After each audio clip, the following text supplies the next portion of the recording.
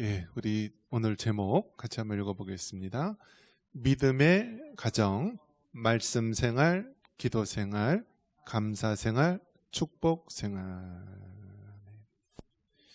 전 세계적으로 보면은 이 한국민, 한국 사람의 특성이 있습니다. 여러분이 생각하는 한국 사람의 특성이 어떤 것이 있는 것 같습니까? 예, 원래 우리 한국 사람은 외국인들이 제일 많이 배우는 게 뭐죠? 빨리빨리. 예, 빨리빨리해요. 그래서 빨리 하면은 말을 잘 안 들어먹으니까 이제 일 시킬 때 빨리빨리 하라고. 그래서 외국인 근로자들이 제일 먼저 배우는 게 빨리빨리래요. 빨리빨리. 그래서 굉장히 빨리빨리 하고요. 굉장히 부지런하고요. 건면한 자들입니다. 그래도 어떤 특성이 있을까요? 우리 한국민들은 머리가 좋을까요? 나쁠까요? 굉장히 좋아요. 머리가. 그래서 우리나라 이 머리가요. 이 이스라엘 유대인들하고 비슷하다라고 합니다. 굉장히 명특하고 영리하고. 그래서 왜 머리가 좋을까 생각을 해보면은요. 우리나라는요. 정신 차리지 않으면 살아갈 수가 없어요. 이 적도 지방이나 이런 데서 먹을 게 풍성해요.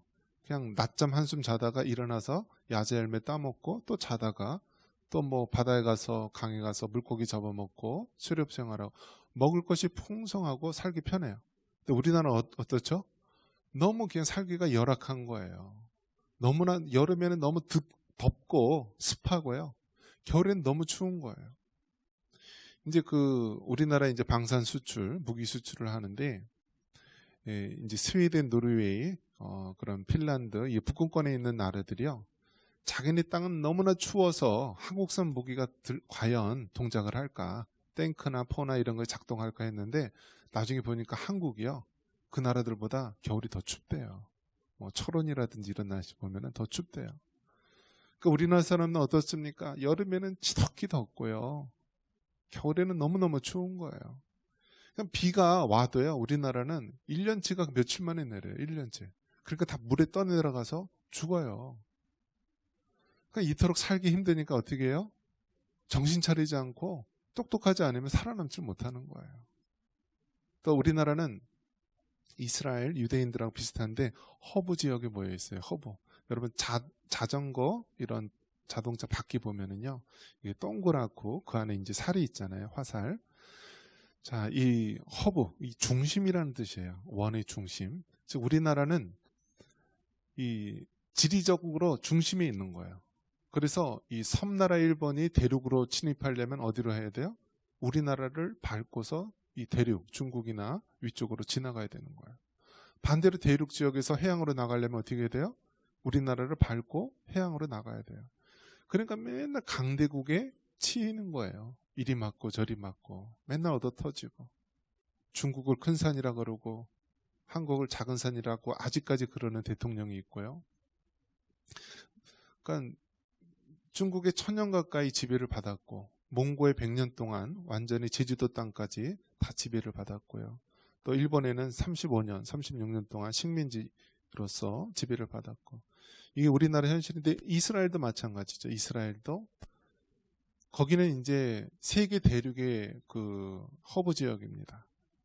아시아 지역과 유럽 지역과 또 아프리카 지역 세계 대륙이 만나는 지역이 이스라엘 그 팔레스틴 가나안 땅입니다.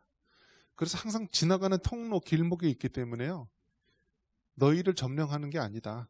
단지 길만 내줘라 하면서 이리 치고 저리 치고. 그래서 한국인들과 이스라엘 사람들 많은 공통점이 있는데 똑똑하고 그렇지 않으면 살기 힘든 그런 족속들입니다. 그러한 가운데에서 발전된 그 독특한 문화가 뭐냐면 가족 중심적이다라는 거예요. 가족 중심. 이제 전쟁 영화 이런 데 피난민 이렇게 보면은요. 예, 후퇴 할 때 아버지가 그 조그만 아이한테 가족을 부탁합니다. 하면서 이 막 6.25 동란 때 막 피난 갈 때 막 아버지 뭐 부모님 잃고 그 맏형이 이 어린 동생들 막 돌보면서 이렇게 살아가고 그러니까 가족끼리요 굉장히 살기 위해서 똘똘 뭉쳐 있고 또 그러한 가족의 유대력이 강합니다. 또 유교적인 사회 속에서 그러한 이 가족력이 구성력이 굉장히 강한 모습인데요. 자, 그렇다면 오늘날 우리 상황을 돌이켜 본다면 오늘날 우리 상황은요 전혀 다르다라는 거예요. 전혀 다르다. 이제는 가정이 해체되는데요. 한 3가정 중에 1가정이 이혼을 한대요. 3가정. 그러니까 우리들 주변에 보면은요. 부모, 형제, 자식들 중에서 이혼 안 한 가정이 없어요. 다 이제 이혼했어요. 그럼 뭐 이혼하면 남의 일이냐? 그게 아니에요. 다 할아버지 할머니들이 손주들 또 껴안아야 될 때도 있고 뭐 굉장히 다 얽혀 있는 것이죠. 그런데 이제는 이혼율도 줄어드는데 이혼율이 줄어드는 게 가정이 건강해서 줄어드는 것이 아니라 아예 결혼을 안 한다라는 거예요. 혼인신고만 한다든지 이제는 혼인신고조차도 안 하고 그냥 동거하는 거예요.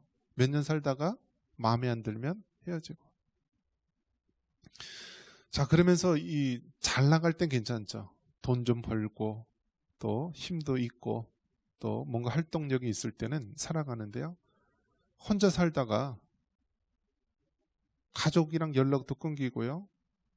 그러면서 살다가 경제력도 없어지고 몸에 덜컥 병이 들면은요.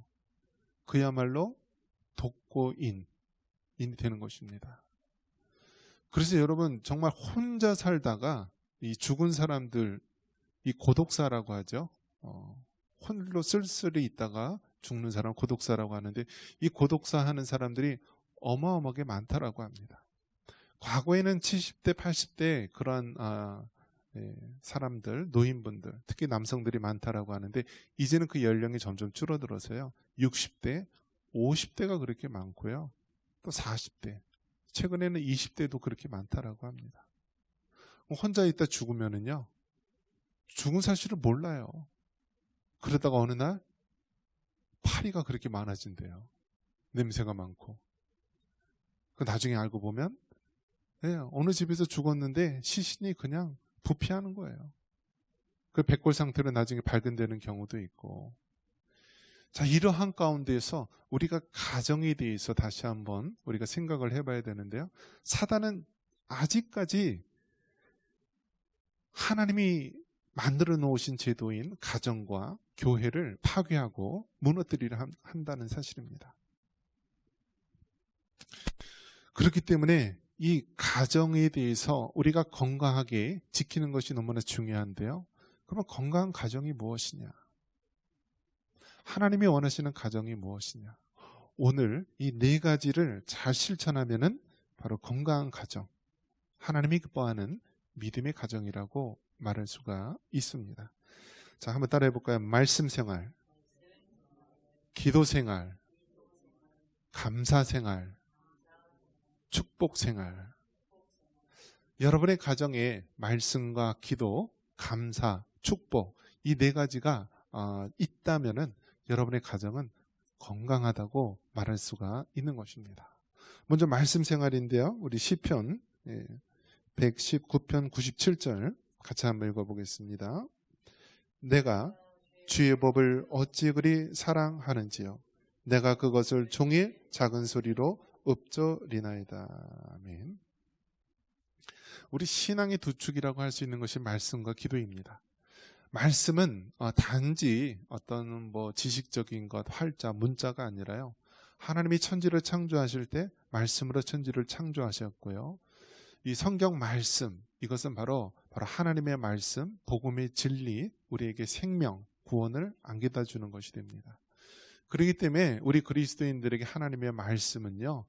우리의 목숨과 삶을 걸을 만한 가치가 있고 능력이 있는 것입니다. 이 시편 기자는 뭐라고 얘기하냐면 이 하나님의 말씀을 얼마나 그리 사랑하는지 종일 그것을 작은 소리로 읊조리나이다. 즉 말씀 묵상하는 삶을 살아가고 있습니다. 여러분 뭐든지 묵상하는 대로 되는 거예요. 그래서 묵상의 법칙이라고 하는데요. 여러분 여자를 묵상하면 어떻게 될까요? 그 죄 짓는 대로 가는 거예요. 돈을 묵상하면 어떻게 될까요? 그 돈대로 그렇게 가는 거예요. 돈대로. 그러니까 자신이 평상시에 무엇을 묵상하고 생각하느냐, 내가 하루 24시간을 생활할 때 내 머릿속에 얼마나 어떠한 것으로 생각하느냐라고 봤을 때 그 사람의 사고, 중심을 자리 잡는 거예요. 그런데 그리스도인들은 하루 종일 하나님의 말씀을 사랑하고 그것을 종일 작은 소리로 읊조리면서 묵상하는 자라는 사실입니다. 그렇기 때문에 여러분, 우리 그리스도인들은요, 세상이 아무리 혼잡하고 또 여러 가지 쾌락과 죄악이 난무한 시대가 되었다 할지라도요, 하나님의 말씀을 묵상할 수 있기를 바랍니다. 그래서 하나님의 말씀을 암송하고 묵상하고 또 큰 소리로 읽기도 하고 또 그것을 계속해서 우리 마음속에 되새기는 거예요. 소가 되새김질을 하듯이요, 그 하나님이 주신 말씀을 하루 종일 그것을 붙잡고 우리가 묵상하는 것. 그래야만 하나님께서 이 죄악 많은 세상에서 우리에게 승리하고 말씀으로 힘을 얻게 하십니다. 그 다음 기도 생활을 해야 된다는 사실입니다.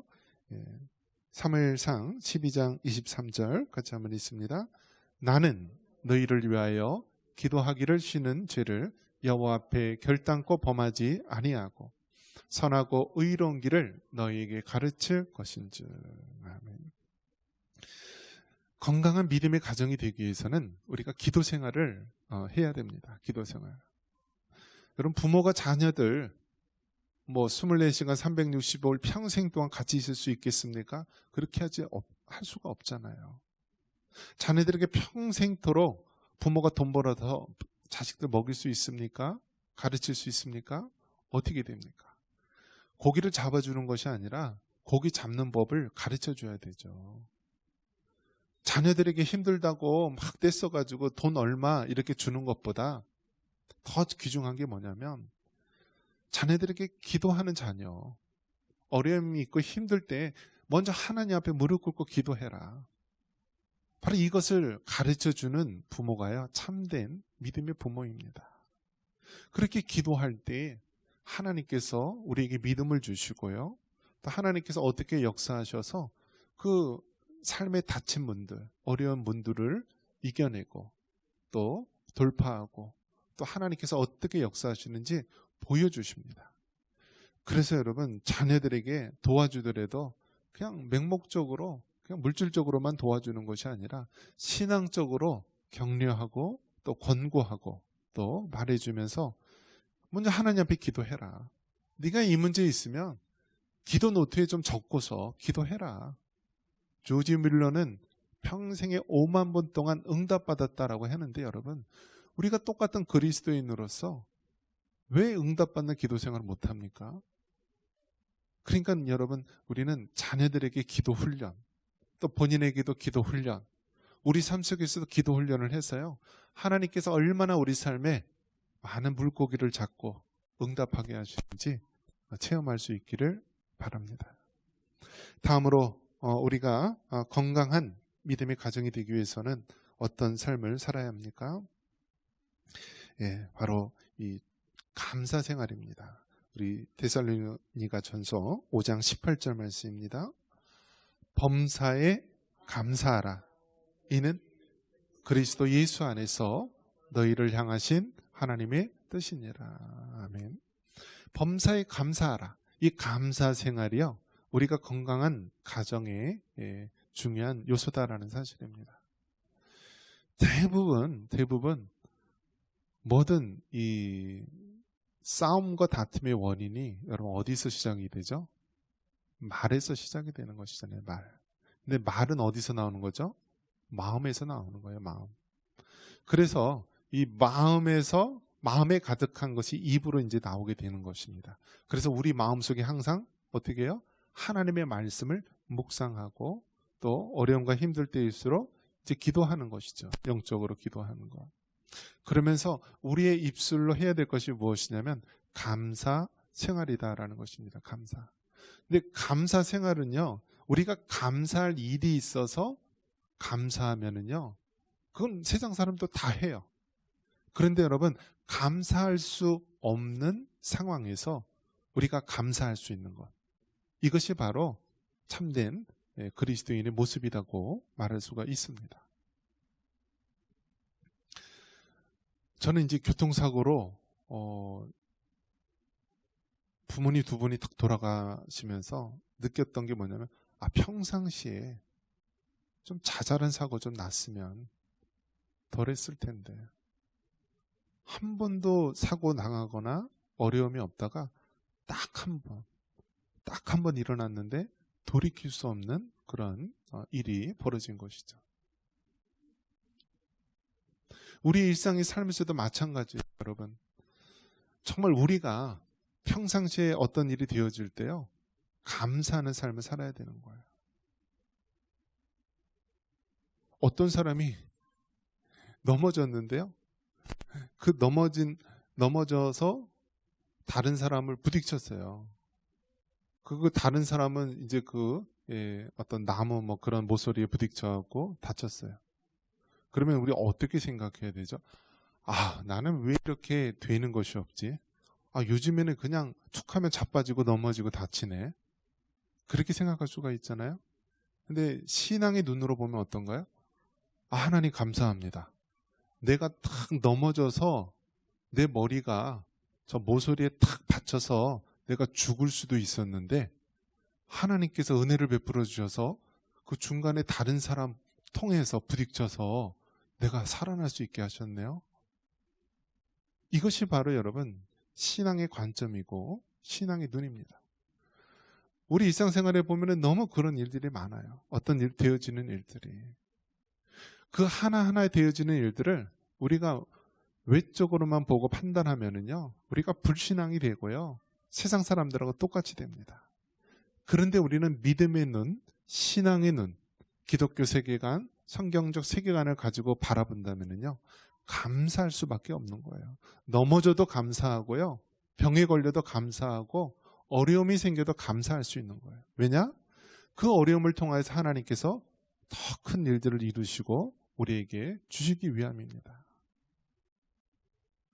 여러분, 그 병 같은 것도요, 자꾸 걸려야 된다라는 거예요. 걸리면 어떻게 해요? 우리 몸에서 내성이 생기고 항체가 생기고 더 큰 전염병이 왔을 때 이길 수 있는 거잖아요. 우리 삶 속에 있는 자잘한 모든 것에 대해서 우리가 신앙의 힘으로 이기고 극복해야 된다는 사실입니다. 그래서 범사에 감사하라. 이 감사가 훈련이에요. 훈련. 우리가 감사할 일이 있어서 감사하는 것이 아니라 그럼에도 불구하고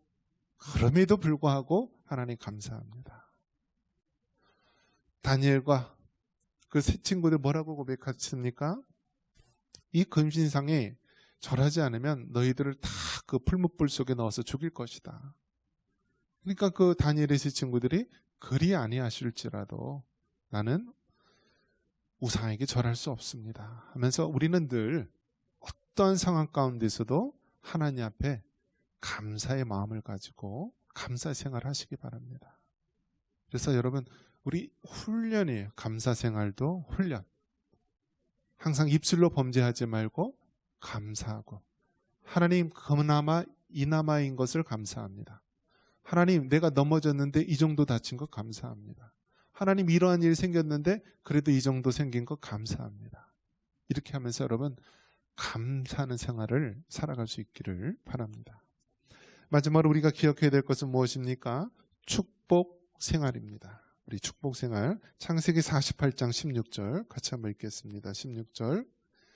나를 모든 환난에서 건지신 여호와의 사자께서 이 아이들에게 복을 주시오며 이들로 네 이름과 네 조상 아브라함과 이삭의 이름으로 칭하게 하시오며 이들이 세상에서 번식되게 하시기를 원하나이다. 아멘. 여러분, 건강한 가정을 이루기 위해서는요, 그 가정에 축복 생활을 해야 됩니다. 축복. 여러분, 축복은 어디서부터 오는 거죠? 하나님으로부터 오는 것입니다. 물이 위에서 아래로 흐르듯이요, 바로 하늘의 하나님께서 우리에게 부어주시는 것이 축복의 생활입니다.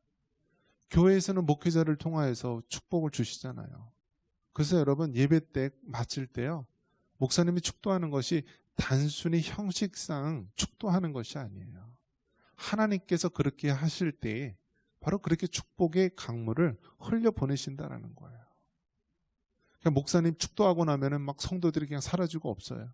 그 사람은 실컷 밥상 차려놓고 축복도 못 받고 가는 거예요. 하나님의 복을 사모하시고 하나님이 그 세우신 종을 통하여 복을 주시는 것을요, 여러분 무시하지 마시고 하늘의 복을 누릴 수 있기를 바랍니다. 교회에서도 이렇게 영적인 지도자를 통해서 복을 주시듯이요, 가정에서도요, 가장을 통하여서 하나님이 복을 주십니다. 하나님께서 복을 주세요. 요즘엔 정말 남자가요, 집안에 키우는 짐승보다 못할 때가 많이 있어요. 이 서열을 정하는데 보니까 이 남자들, 특히 나이 들고 병들고 경제력 잃은 사람은요, 이 제일 그 밑바닥이에요. 그래서 요즘엔 은퇴한 남자들이요, 이 찬밥이라고 합니다. 찬밥. 빨래도 제대로 못 깨지요. 뭐 밥도 설거지도 제대로 못 하지요. 맨날 그 때 되면은 삼시세끼 다 먹으면 뭐라고 그러죠? 예, 아주 그냥 식충이라고 해서 눈치 없이 밥만 먹는다고 막 욕먹는 그런 시대가 됐는데요. 성경적으로 보면은요, 가장이요, 바로 축복의 통로예요. 축복의 통로. 집에 있는 나이든 남편, 나이든 아버지, 나이든 부모님 공경할 수 있기를 바랍니다.